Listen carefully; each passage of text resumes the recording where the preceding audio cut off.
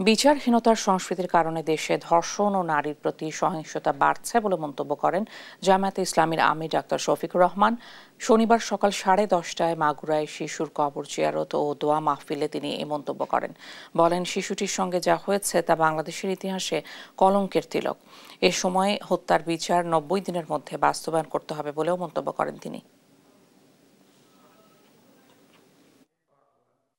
বাংলাদেশের ইতিহাসে একটি কলঙ্কের তিলক রচনা করেছে। বিচারহীনতার কারণে একটার পর একটা এই লাম্পট্য ঘটে যাচ্ছে।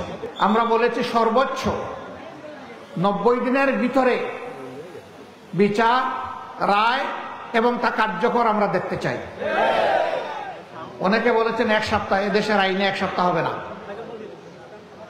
আমরা এই জন্য 90 দিন বলেছি, কিন্তু আমরা 91 দিন দেখতে চাই না।